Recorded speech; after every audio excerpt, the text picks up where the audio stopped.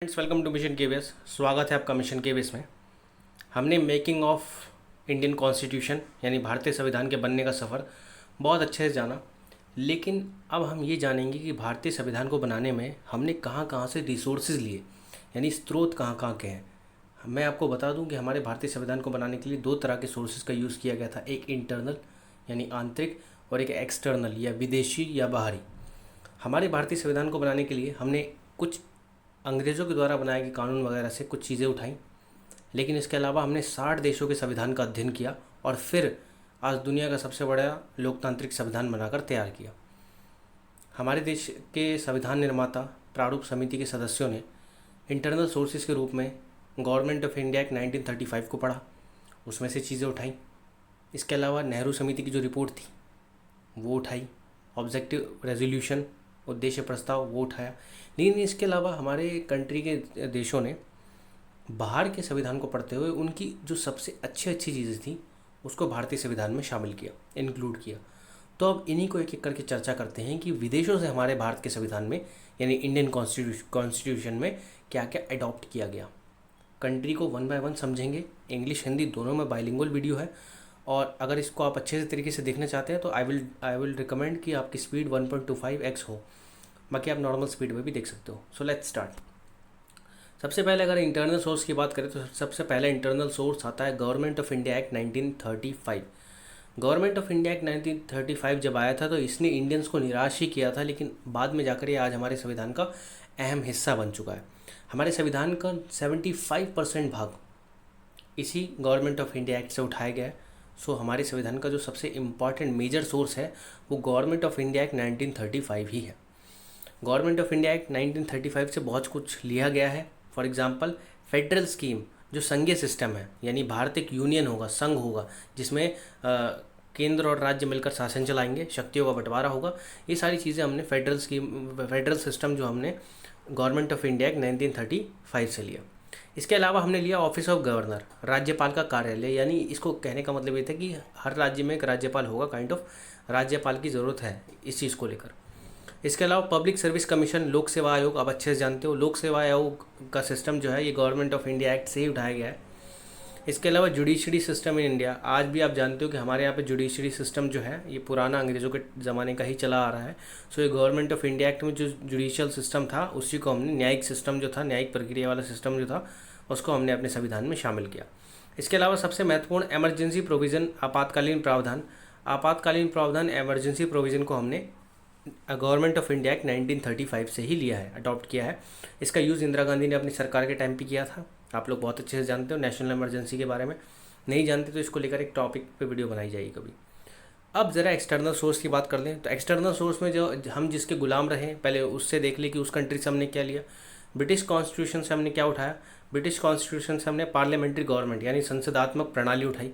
हमें पता है कि हमारे यहाँ पर संसद के द्वारा कानून बनाकर देश में कानून चलाया जाता है, न्यायपालिका उन कानून का संरक्षण करती है, ठीक है। तो ये संसदीय प्रणाली यानी पार्लियामेंट्री गवर्नमेंट का सिस्टम जो है ये ब्रिटिश कॉन्स्टिट्यूशन से हमने लिया। इसके अलावा रूल ऑफ लॉ, कानून का शासन, हमें पता है कि हमारे देश में किसी राजा महाराजा का शासन नहीं है, अब सिर्फ कानून का शासन है। हर किसी के लिए कानून बराबर है, ऑन पेपर सबके लिए बराबर है, ऑफ पेपर तो शायद डिस्क्रिमिनेशन है आज भी, लेकिन फिर भी रूल ऑफ लॉ के अकॉर्डिंग देश चलता है, संविधान के अकॉर्डिंग देश चलता है, ठीक है। सिंगल सिटीजनशिप, एकल नागरिकता, हमारे देश में एकल नागरिकता का एक प्रावधान है, प्रोविज़न है कि हमारे देश में हर किसी की नागरिकता भारतीय की होगी। ऐसा नहीं है कि एक बंदा बिहार का है तो उसकी एक नागरिकता बिहारी हुई और एक नागरिकता इंडियन हुई, ऐसा नहीं होता। हमारे यहाँ पे सबकी नागरिकता इंडियन है, भारतीय है, ठीक है, हिंदुस्तानी है। इसके अलावा मैडलिज्म इसको कहते हैं द्विसदनात्मक प्रणाली। हमारे यहाँ पे दो सदन होंगे, अपर हाउस लोअर हाउस, उच्च सदन निम्न सदन, लोकसभा राज्यसभा, ठीक है। राज्यसभा उच्च सदन है, लोकसभा निम्न सदन है, ठीक है। तो ये बाइकामेरलिज्म जो है द्विसदनात्मक प्रणाली हमने ब्रिटिश कॉन्स्टिट्यूशन से उठाई है। इसके अलावा रिट, मौलिक अधिकार जो आपके फंडामेंटल राइट्स हैं उसको कोई हार्म ना कर दे, उसको कोई नुकसान ना पहुंचा दे, उसको बचाने के लिए रिट्स होते हैं, बहुत सारे रिट हैं। तो जो रिट्स हैं इनकी संख्या 5-6 के आसपास है, ठीक है। जो ये रिट्स हैं, इंपॉर्टेंट रिट्स हैं, इससे हम अपने डायरेक्ट सुप्रीम कोर्ट में अपने फंडामेंटल राइट को सेव करने के लिए रिट डाल सकते हैं, ठीक है। इसके अलावा अमेरिका का संविधान, हमने वहाँ से बिल ऑफ राइट्स यानी मौलिक अधिकार, फंडामेंटल राइट्स लिए हैं। जुडिशियल रिव्यू यानी न्यायिक समीक्षा या न्यायिक पुनरावलोकन, इसका मतलब ये है कि वर्तमान समय में हम जानते हैं कि जैसे जैसे दुनिया बदलती है, टाइम चेंज होता है, सिनेरियो बदलता है, तो कुछ कानून जो होते हैं वो पुराने हो जाते हैं, उनमें बदलाव की ज़रूरत होती है, उनको ख़त्म करने की ज़रूरत होती है। तो इसलिए न्यायिक पुनरावलोकन यानी जुडिशियल रिव्यू की ज़रूरत होती है।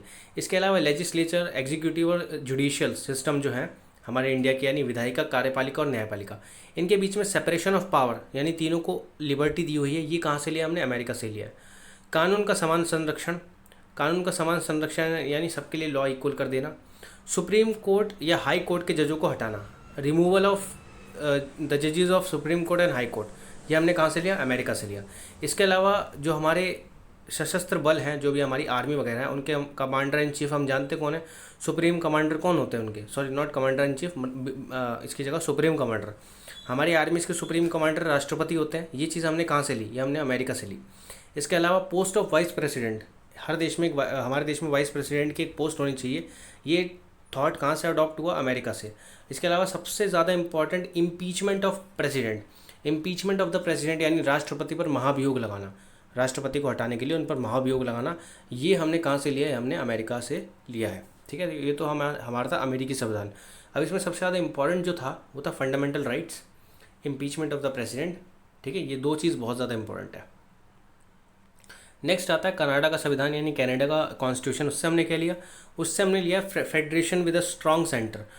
कनाडा के संविधान से हमने अपने जो देश की केंद्र सरकार है, केंद्र सत्ता है, उसको मजबूत बनाने का काम किया। हम जानते हैं कि आज राज्य सरकार से ज़्यादा मजबूत जो है वो केंद्र सरकार है। देश में सेंट्रल पावर राज्य सरकार से ज़्यादा मजबूत है। इसका एक सबसे अच्छा एग्जाम्पल अभी न्यूज़ में आया था। दिल्ली में दिल्ली को पूर्ण राज्य का दर्जा नहीं मिला, कंप्लीट स्टेट नहीं है दिल्ली, यूनियन टेरिटरी है। फिर भी यहाँ पे एक जो मुख्यमंत्री केजरीवाल, उसने, क्योंकि हमारे जो हमारी यूनियन टेरिटरीज होती है उसमें आपके जो उपराज्यपाल होते हैं, लेफ्टिनेंट गवर्नर होते हैं, एलजीज होते हैं, तो पावर का डिवीज़न हो रखा है।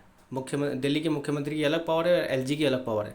तो इस चीज़ को चैलेंज किया था मुख्यमंत्री ने सुप्रीम कोर्ट में, और कोर्ट ने फिर कुछ पावर डिस्ट्रीब्यूशन में बदलाव किए थे, लेकिन फिर सेंट्रल गवर्नमेंट ने सुप्रीम कोर्ट के फैसले को लड़ दिया था अपने पावर से।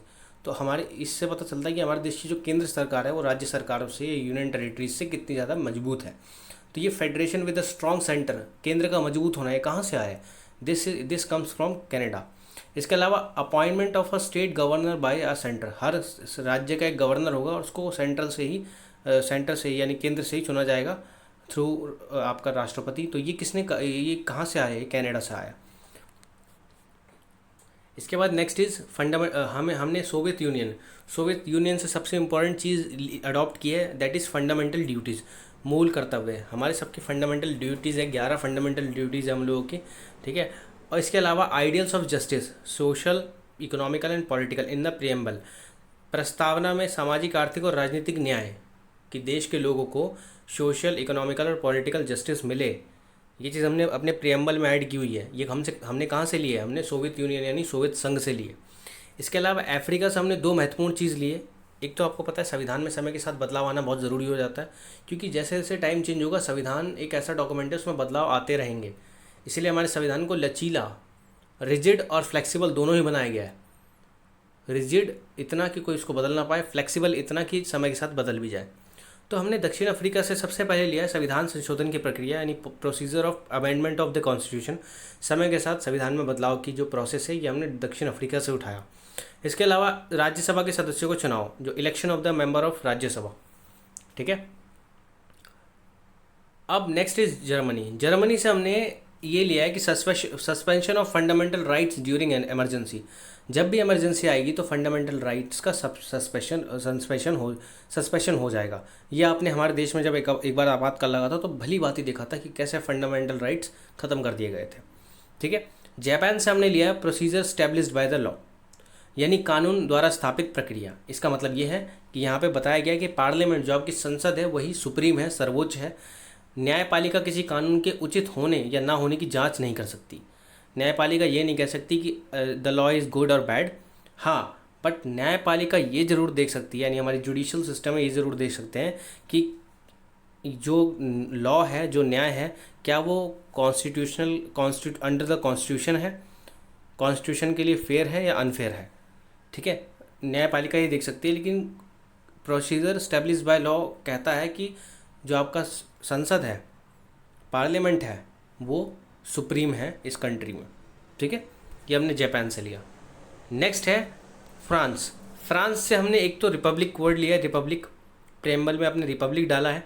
इसके अलावा लिबर्टी, इक्वालिटी, फर्टर्निटी, यानी स्वतंत्रता, समानता और भाईचारा।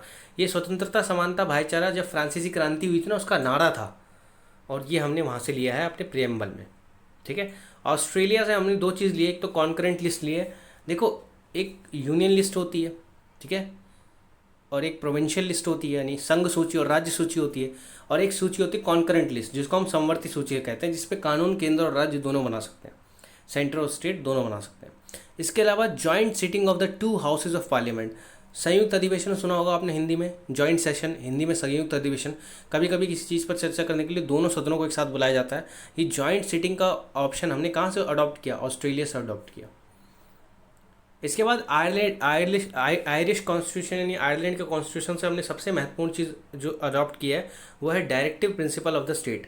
डायरेक्टिव प्रिंसिपल ऑफ स्टेट यानी राज्य के नीति निर्देशक सिद्धांत, जो स्टेट्स को कुछ रिकमेंडेशन देते हैं कि आप कैसे स्टेट के वेलफेयर को बढ़ा सकते हैं, यानी स्टेट के जो होता है ना विकास, उसको कैसे और ज़्यादा तेज़ी से आगे कर सकते हैं। लेकिन स्टेट्स के लिए ज़रूरी नहीं कि ये सारी चीज़ों को माने। ठीक है, बट राज्य के नीति निर्देशक तत्व यानी directive principle of the state policy, ये हमने आयरलैंड कॉन्स्टिट्यूशन से लिया है। इसके अलावा method of election of president, हमारा प्रेसिडेंट कैसे चुना जाएगा, इस चीज़ का मेथड हमने आयरलैंड से लिया है। इसके अलावा एक चीज़ और लिया है, 12 सदस्य जो प्रेसिडेंट चुनता है राज्यसभा के, उनको चुनने का मेथड जो है वो भी आयरलैंड से ही लिया है। तो ये हमारे कुछ बेसिक फैक्ट्स थे कि हमने किस कंट्री से क्या अडॉप्ट किया है। आपको मैंने बताया था कि 60 कंट्रीज से हमने कुछ ना कुछ अडॉप्ट किया है। उसमें से जो मेजर कंट्रीज़ हैं, जिनसे क्वेश्चन हर एग्जामिनेशन में बन जाते हैं, वो मैंने आज सारे आपको पढ़ा दिए हैं। अब आप कोई भी एग्ज़ाम दोगे, अगर वहाँ पे कोई क्वेश्चन फंसता है तो इससे बाहर नहीं फंसेगा। तो आई होप आपको वीडियो पसंद आई होगी। अगर वीडियो पसंद आई हो तो जो आप करना चाहें कर सकते हैं वीडियो के साथ। बाकी पढ़ाई जारी रखिए। किसी भी प्रकार की कोई दिक्कत परेशानी हो तो कमेंट सेक्शन में ज़रूर कमेंट कीजिए। अपने ओपिनियन, अपने फीडबैक, अपना सपोर्ट, हर चीज़ हमें प्रोवाइड कीजिए, और ज्वाइन कीजिए हमारे टेलीग्राम चैनल को for the betterment of your study.